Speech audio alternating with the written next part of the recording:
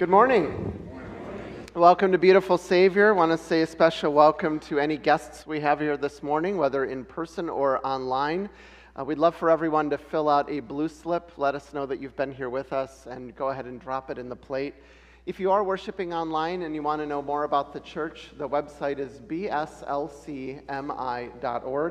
And if you happen to live in this area, feel free to stop by, meet us in person, set up an appointment if you want. Just pop in whenever.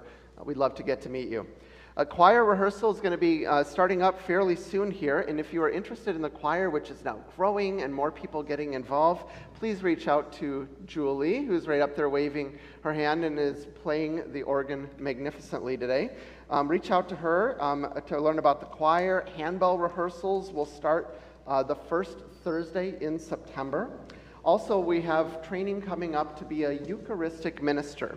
A Eucharistic minister is where you deliver communion to people who are homebound, perhaps they're in the hospital, but people who are part of our community but remote in a way, in the sense that they're just not here in the building at that time. So this Eucharistic minister training will be next Sunday, August 31st at 10:10 a.m. between the worship services. You could sign up at the Welcome Center desk or just sign up online. And today we have one of our two congregational meetings that we have throughout the year. The one in May is when we elect or re-elect council members. The one today is when we pass our congregational budget. So all voting members of the congregation, well, if you're a member, you're a voting member of the congregation. Everybody can come and take part in it, but we'll be right out here in the Welcome Center, and then we'll just hand out those ballots for members to vote on, or if you just want to do a unanimous or hand vote or however you want to do it, we do it that way. So we get into the in-depth. We talk about where we're going. We're going to get into our goals as a congregation and some really exciting things that are coming up in this next year. So looking forward to seeing as many of you there as possible. Hi, good morning. Over the last few years, you've heard me talk a lot about Stephen Ministry. So today I'd like to update you on what is going on currently with Stephen Ministry in our congregation. The most important news is that our 2025-2026 training class for new Stephen ministers is going to begin on Wednesday, September 10th.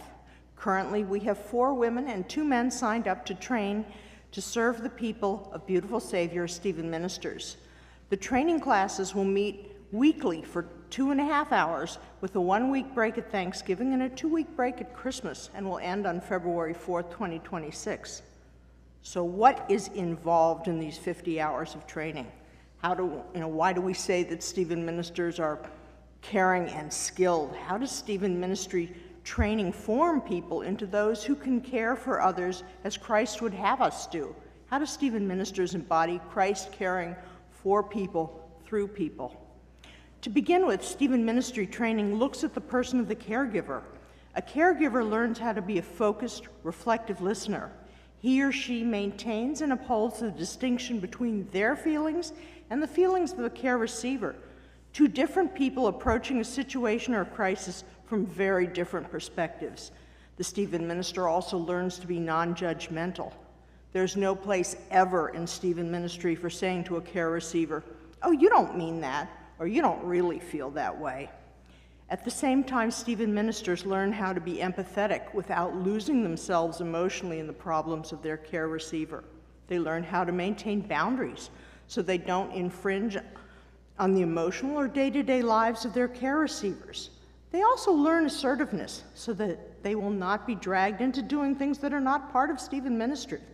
A Stephen minister does not provide meals, run errands, or take their care receiver to appointments. Beautiful Savior has other care ministries that provide these services. A Stephen minister can refer a care receiver to another care ministry or make the initial call themselves, but they do not provide those services. In addition, confidentiality forms the foundation of the caregiver-care receiver's relationship. Confidentiality helps to establish trust. The only person besides the caregiver and the care receiver who knows about the Stephen Ministry caring relationship is the Stephen leader who assigned the Stephen minister to their care receiver. The name of the care receiver is never brought up. Even in the monthly supervisions meetings during which Stephen ministers discuss what is going well and what is not going well in their caring relationships, and where Stephen ministers can seek suggestions and advice from their fellow Stephen ministers. A trained Stephen minister never serves alone. He or she is supported by their fellow Stephen ministers as well as the Stephen leadership team. Stephen ministry training addresses the various crises that the care receivers may be going through. Stephen ministers care for those who have received a serious, chronic, and/or terminal diagnosis. They help people who are in nursing homes or assisted living.